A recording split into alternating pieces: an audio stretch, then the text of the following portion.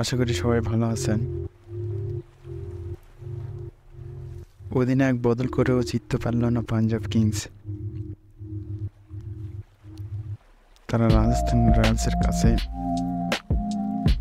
Last মুহূর্তে হেরে যায়।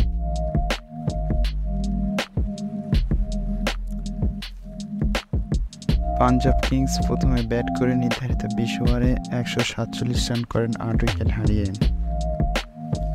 এই ম্যাচে ক্যাপ্টেন্সি করেন স্যাম কারান।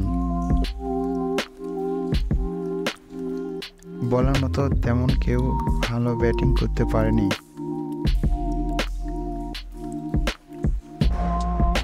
জবাবে ব্যাট করতে নেমে রাজস্থান রয়্যালস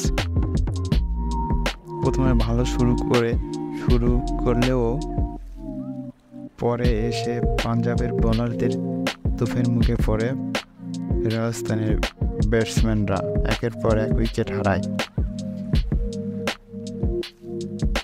ফলে তারা 19 ওভার 5 বল খেলে 152 রান করে 7 উইকেট হারিয়ে। শ্যামরন হেটমায়ার 10 বলে 27 রান করে দলকে জিতিয়ে মাঠ ছাড়েন। তো সবাইকে ধন্যবাদ বন্ধুরা, পরবর্তী ভিডিও দেখার জন্য সবাইকে আমন্ত্রণ জানিয়ে আজকে এই পর্যন্তই।